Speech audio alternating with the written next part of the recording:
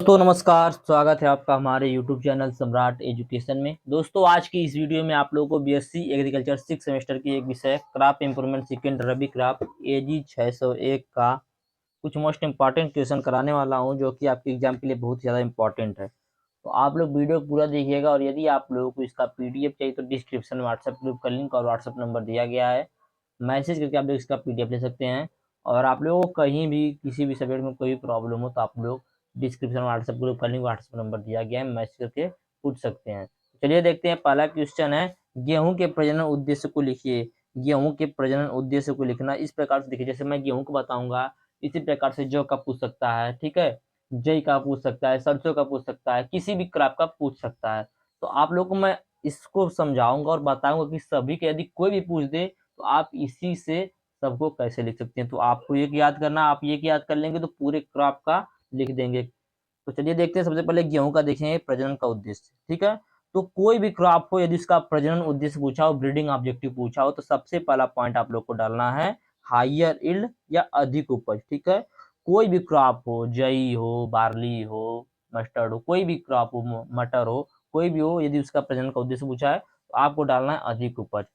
तो आप लिखेंगे इसका उद्देश्य प्रजनन का सॉरी, क्वेश्चन पहले ध्यान दीजिएगा, गेहूं के प्रजनन का उद्देश्य पूछा है तो हम लिखेंगे इसका प्रजनन इसलिए करते हैं ताकि हमें अधिक उत्पादन प्राप्त करने वाली वैरायटी प्राप्त हो सके। अब अधिक उत्पादन कैसे प्राप्त होगा, तो जैसे गेहूं है तो गेहूं में बालियों की संख्या में वृद्धि करके, ठीक है। यदि गेहूं की जो पौधे हैं उसमें यदि बालियों की संख्या में वृद्धि होगी तो ज्यादा से ज्यादा गेहूं प्राप्त होगा, और ज्यादा से ज्यादा गेहूं प्राप्त होगा तो अधिक से अधिक उपज भी प्राप्त होगा, ठीक है। प्रति बाली दानों की संख्या में वृद्धि, हम ऐसी वैरायटी को विकसित करेंगे जिसके प्रति बाली में, पहले मान लीजिए 10 दाने आते थे, अब प्रति बाली में 20 दाने आएंगे। अब प्रति बाली में दाने की जब संख्या अधिक आएगी तो उससे भी अधिक उत्पादन प्राप्त होगा, अधिक उपज प्राप्त होगा। अगला है दानों का वजन।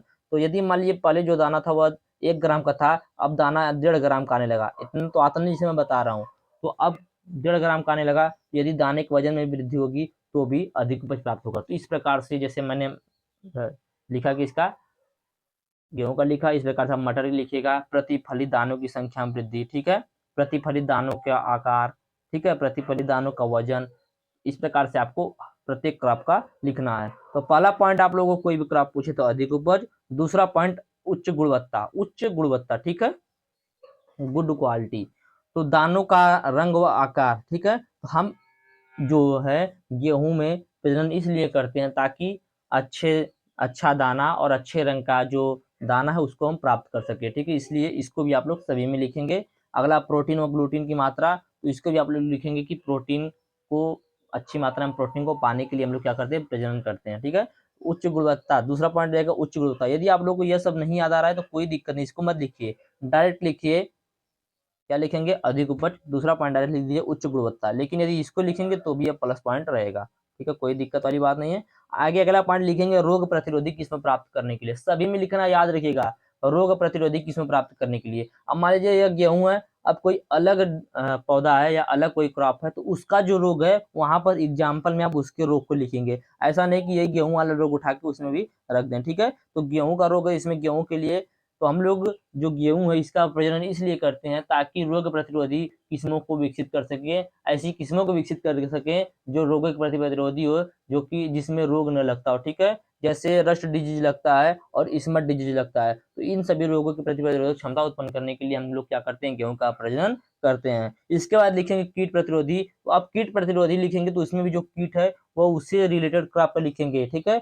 तो हम ऐसी वैरायटी विकसित करेंगे प्रजनन के द्वारा जो कि कीटों के प्रति प्रतिरोधी हो, जिसमें कीट न लगते हों, जैसे सूट फ्लाई कीट हो गया, एशियन फ्लाई हो गया, एफिड हो गया, टर्माइड हो गया, ये सब कीट जो है गेहूं में लगते हैं। तो हम ऐसी वैरायटी विकसित करेंगे जो कि इन सभी कीटों के प्रति प्रतिरोधक क्षमता रखती हो। अगला लिखेंगे, ये सब पॉइंट आप लोग लिखेंगे। अगला पॉइंट लिखेंगे अजैविक तनाव के प्रति प्रतिरोधी किस्म प्राप्त करने के लिए, ठीक है।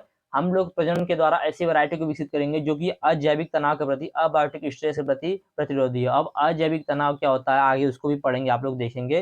जैसे सूखा हो गया, मान लीजिए बहुत सूखा पड़ रहा है तो हम ऐसी वैरायटी विकसित करेंगे जो कि सूखे में भी उसका उत्पादन कर सके। ठीक है, अब मान लीजिए बहुत ठंड पड़ रहा है तो ऐसी वैरायटी को विकसित करेंगे कि जो कि बहुत ही ठंड में भी उत्पादन हो सके। ठीक है, ऐसी वैरायटी को विकसित करेंगे जो अम्लीय मिट्टी में भी हो सके, क्षारीय मिट्टी में भी हो सके, इसके लिए हम लोग प्रजनन करते हैं। अगला है जल्दी परिपक्वता के लिए। ठीक है, तो जल्दी परिपक्वता के लिए यदि हम लोग जल्दी से परिपक्व हो जाएगा हमारी फसल तो उस खेत में हम दूसरे फसल की बुआई कर सकते हैं, तो इसलिए हम जल्दी परिपक्वता के लिए भी फसल का प्रजनन करते हैं। आगे जल भराव रोधिता, तो जल भराव रोधिता के लिए भी प्रजनन किया जाता है इसका। ठीक है, तो इसके लिए गेहूं के बोनी किस्मों का निर्माण किया था। ठीक है, जल भराव रोधिता के लिए गेहूं के बोनी किस्मों का निर्माण किया जाता है। नोरिन 10 जीन जो है यह गेहूं में, इस जीन को गेहूं के जीनों में समावेशित करके गेहूं की 3 बोनी वैरायटी को विकसित किया गया था। ठीक है, सोनारा 63, सोनारा 64 और कल्याण सोना। ठीक है, सोनारा 63, सोनारा 64 और कल्याण सोना जो ये तो वैरायटी है, इसमें नोरिन 10 जीन को इनके जीनों में समावेशित करके प्राप्त किया गया था। तो यह था गेहूं के प्रजनन का उद्देश्य जो कि मैंने बताया। इस प्रकार से आप सभी में लिख सकते हैं। पहला पॉइंट देखिए, जल भराव रोधिता वाला आप सभी में मत लिखिएगा और इसके आगे का सभी लिखिएगा। पहला पॉइंट लिखिएगा अधिक उपज, दूसरा उच्च गुणवत्ता, तीसरा रोग प्रतिरोधी किस्म प्राप्त करने के लिए, चौथा कीट प्रतिरोधी किस्म प्राप्त करने के लिए, पांचवा जैविक तनाव के प्रतिरोधी किस्म प्राप्त करने के लिए, छठवां जल्दी परिपक्वता के लिए। ठीक है, उम्मीद करते हैं पहला क्वेश्चन आपको अच्छे समझ आया होगा। पहला क्वेश्चन के साथ साथ बहुत सारे क्वेश्चन भी आप लोगों का क्लियर हो चुका है। आगे देखेंगे अगला क्वेश्चन। अगला क्वेश्चन है अजैविक तनाव के बारे में बताइए। गेहूं के फसल में अजैविक तनाव क्या है, इन्हें दूर करने के लिए क्या वैज्ञानिकों ने क्या प्रयास किए या पादप प्रजनकों द्वारा क्या प्रयास किया गया उसको लिखिए। तो चलिए देखते हैं। सबसे पहले अजैविक तनाव क्या होता है, अबायोटिक स्ट्रेस क्या होता है। ठीक है, अजैविक तनाव जो होता है वह जीवित पौधों या जीवों पर गैर जीवित कारकों का नकारात्मक प्रभाव होता है। ठीक है, अजैविक तनाव के अंदर देखिए सबसे पहले जान लीजिए जीव नहीं होता है। जैविक तनाव क्या होता है, जैविक तनाव हो गया कीट हो गया, रोग हो गया, ये सब क्या है, ये सब जैविक तनाव है। अजैविक तनाव क्या है, सूखा, ठंडा, बाढ़, ये सब क्या है, ये सब अजैविक तनाव है। तो याद रखिएगा अजैविक तनाव जो होता है यह गैर जीवित होता है, मतलब इसके अंदर जीवन नहीं होता है। ठीक है, तो अजैविक तनाव जीवित पौधों या जीवों पर गैर जीवित कारकों का नकारात्मक प्रभाव होता है। ये कारक पर्यावरण को उसकी सामान्य सीमा से प्रभावित करते हैं। ठीक है, नहीं समझ आया तो आगे देखिएगा, समझ में आ जाएगा। जब तक नहीं आएगा तब तक बताएंगे, वैसे कोई बात नहीं है दिक्कत वाली। तो अगला पॉइंट है अजैविक तनाव क्या, वही है। तो अजैविक तनाव किसी भी अजैविक कारक का, अजैविक कारक मतलब क्या हो गया, बाढ़, ठंडा, सूखा, ठीक है, अम्लीयता, क्षारीयता, अधिक तापमान, ठीक है, कम तापमान, ये सब क्या है, ये सब अजैविक कारक है। ठीक है, तो किसी भी अजैविक कारक का किसी दिए गए वातावरण में पौधे पर होने वाला जो प्रतिकूल प्रभाव पड़ता है या कुप्रभाव पड़ता है उसको बोलते हैं अबायोटिक स्ट्रेस। यह जो प्रभाव पड़ता है तो पौधे की वृद्धि और विकास जो होता है वह प्रभावित होता है, पौधे की वृद्धि और विकास रुक जाता है। इसके विभिन्न प्रकार, इसमें विभिन्न प्रकार के तनाव जैसे सूखा, लवणता, अधिक तापमान, अम्लीयता, क्षारीयता, ठंडा आदि शामिल होता है। ठीक है, तो जैविक अजैविक तनाव क्या होता है, किसी भी अजैविक कारक का किसी दिए गए वातावरण में पौधे पर पड़ने वाला प्रतिकूल प्रभाव जो पौधे की वृद्धि और विकास को प्रभावित करता है उसे अजैविक तनाव बोलते हैं। इसमें विभिन्न प्रकार के तनाव आते हैं जैसे सूखा आता है, ठंडा, लवणता, अधिक तापमान, अम्लीयता, क्षारीयता आदि आते हैं। आगे देखेंगे पादप आनुवंशिक संसाधन के बारे में आप लोग अपने से पढ़ लीजिएगा, नहीं तो टाइम मिलेगा तो मैं बना दूंगा एक वीडियो इसके ऊपर भी। अगला है जौ के प्रजनन का उद्देश्य व प्रजनन की विधि लिखिए। ठीक है, बार्ली जो है उसके प्रजनन का उद्देश्य पूछा है और प्रजनन की विधि पूछा है। ठीक है, तो मैंने सॉरी अभी इस क्वेश्चन में बचा हुआ है कि गेहूं फसल के अजैविक तनाव क्या है, इन्हें दूर करने के लिए क्या क्या प्रयास करने चाहिए, अब ये बचा हुआ तो पहले देख लीजिए। तो गेहूं की फसल में अजैविक तनाव, तो गेहूं की फसल को कई तरह के अजैविक तनाव का सामना करना पड़ता है जिनमें शामिल है पहला सूखा, तो यह गेहूं की पैदावार पर सबसे महत्वपूर्ण अजैविक तनाव में से एक है। दूसरा है गर्मी, ठीक है, अत्यधिक गर्मी से दानों का बनना, पत्तियां जलना और उपज कम हो जाता है। अगला है ठंड, तो ठंड से अंकुरण और प्रारंभिक वृद्धि प्रभावित होती है। अगला है नमक, तो खारी मिट्टी में नमक का तनाव गेहूं के विकास को रोकता है। अगला है वाटर लॉगिंग, तो जल भराव जड़ों को ऑक्सीजन से वंचित कर सकता है और पौधे को मार देता है।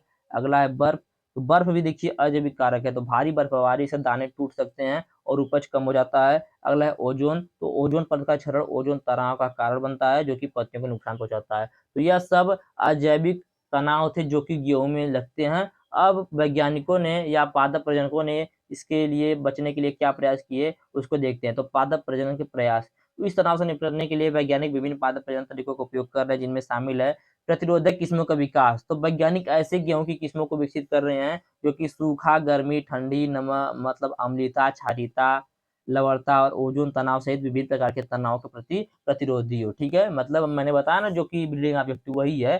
तो वैज्ञानिक जो है प्रतिरोधी किस्मों का विकास कर रहे हैं जो कि अबायोटिक फैक्टर के प्रति क्या हो, प्रतिरोधी हो। अगला है जीनोमिक्स और जीन संपादन। तो वैज्ञानिक जीनोमिक्स और जीन संपादन करके मतलब जेनेटिकली मॉडिफाई करके तकनीकों का उपयोग करके तनाव प्रतिरोध से जुड़े जीनों की पहचान कर रहे हैं और उन्हें गेहूं की किस्मों में स्थानांतरित कर रहे हैं। ठीक है, अगला है मार्कर सहायता चयन। ठीक है, तो मार्कर सहायता चयन का उपयोग तनाव प्रतिरोधक के लिए जीनों वाले पौधे की पहचान करने और उन्हें जल्दी से परिपक्व करने के लिए किया जा रहा है। ठीक है, अगला क्रॉस ब्रीडिंग। तो विभिन्न तनाव प्रतिरोधी विशेषताओं वाली गेहूं की किस्मों को पार करके नई किस्मों को विकसित की जा रही है। तो यह वैज्ञानिकों ने प्रयास किया है अजैविक तनाव से बचने के लिए। अब आगे देखेंगे जौ के प्रजनन का उद्देश्य। ठीक है, जौ के प्रजनन का क्या उद्देश्य है। तो मैंने अभी बताया था आप लोग को अधिक उपज, उसके बाद जो भी मैंने पॉइंट बताया तो वही सब पॉइंट यहाँ पर भी है, इसलिए मैं दो बता दे रहा हूँ ना कि आप लोग का पूरा क्लियर हो जाए। आगे पीछे हो सकता है, कोई दिक्कत वाली बात नहीं है। तो जौ के प्रजनन का उद्देश्य जिसमें पहला पॉइंट है अधिक उपज। तो अधिक उपज जो कि आपको सही में लिखना है। मुख्य उद्देश्य स्थायी उपज प्राप्त करना होता है। इससे वह उपज को स्थायित्व देने वाले गुणों के मध्य अच्छे संतुलन द्वारा प्राप्त किया जा सकता है। जो ऐसा गेहूं में आप लोगों ने पढ़ा था सेम टू सेम आप इसमें लिख सकते हैं बार्ली में। ठीक है, लेकिन फिर मैं दिखा दे रहा हूँ। अगला है रोग रोधिता। तो विभिन्न प्रकार के रोग जैसे कवक जो कि उपज व गुणवत्ता को प्रभावित करते हैं। इसमें विभिन्न कवकीय रोग आते हैं जैसे मिल्ड्यू हो गया, नेट ब्लोच हो गया, ड्वार्फ रस्ट हो गया। ठीक है, ये सब विभिन्न प्रकार के रोग लगते हैं जिसके लिए प्रतिरोधक क्षमता प्राप्त करने के लिए जिनके प्रति प्रतिरोधी किस्मों को विकसित करने के लिए पादप प्रजनन किया जाता है। ठीक है, सॉरी इनका प्रजनन किया जाता है। अगला है वायरस जनित रोग में लगता है जैसे बीन येलो मोजेक वायरस, ठीक है, बार्ली येलो डॉर्फ वायरस। तो ये सब क्या है, ये सब रोग है। इन सभी रोगों से बचने के लिए वैरायटी विकसित करने के लिए इनका प्रजनन किया जाता है। अगला है गुणवत्ता उन्नयन। ठीक है, क्वालिटी इंप्रूवमेंट। तो उच्च गुणवत्ता के लिए तो उच्च परीक्षण भार और अच्छा बीज पृथक्करण चारों चारा जौ के व्यापार में एक महत्वपूर्ण भूमिका निभाता है, इसलिए इसका उच्च वर्ण भी मूल्य होता है। ठीक है, जौ जो होता है, जौ की मदिरा गुणवत्ता निम्न कार्य शामिल होता है। ठीक है, जौ जो होता है इसमें माल्ट अधिक पाया जाता है जिससे क्या होता है बियर बनता है और शराब बनता है। ठीक है, तो इसमें एसिड कंटेंट अधिक मात्रा में पाया जाए। ठीक है, एंजाइम सक्रियता हो, एंजाइम एक्टिविटी, प्रोटीन पदार्थ पाया जाए। ठीक है, उपरोक्त तो सभी कारक माल्ट और शराब निर्माण प्रक्रिया के लिए महत्वपूर्ण होती है। ये सब जो कारक दिए गए हैं ना, ये सब कारक जो होते हैं माल्ट और शराब निर्माण प्रक्रिया के लिए महत्वपूर्ण होते हैं। इतना सब कुछ आप लोगों को नहीं लिखना है, सिर्फ लिखना है कि अधिक उपज, ठीक है, उच्च गुणवत्ता, रोग प्रतिरोधकता। और आगे देखेंगे विंटर हार्डनेस मतलब अबायोटिक स्ट्रेस लिख दीजिएगा। ठीक है, अबायोटिक स्ट्रेस मतलब अजैविक कारकों के प्रति प्रतिरोधक क्षमता उत्पन्न करने के लिए। आगे देखेंगे इसकी प्रजनन की विधि। गेहूं का सेम आप लोगों को लिखना है ब्रीडिंग ऑब्जेक्टिव में, याद रखिएगा, इसलिए मैं पूरा नहीं बता रहा हूँ। आगे देखेंगे ब्रीडिंग मेथड। इसका ब्रीडिंग मेथड भी छोटा सा ही है। तो जौ की फसल में अनेक प्रजनन विधियों का उपयोग किया था जिसमें पहला है पुंज विधि या बल्क मेथड, पेडिग्री मेथड, वंशावली विधि, बैक क्रॉस मेथड, प्रतिसंकरण विधि, मास सिलेक्शन, समूह वरण, pure line selection, single seed descent method. ये सब जो विधियां हैं इन सभी विधियों का यूज किया जाता है इसके लिए जौ के पादप प्रजनन के लिए। ठीक है, इन सभी विधियों का यूज किया जाता है। इन सभी विधियों के द्वारा विभिन्न प्रकार के वैरायटी को प्राप्त किया गया जिसमें पहला वैरायटी है रत्ना जो कि रेनफेड वैरायटी है। रेनफेड मतलब क्या है, वर्षाधारित वैरायटी है। अगला है आजाद के जो कि येलो रस्ट रेजिस्टेंस वैरायटी है।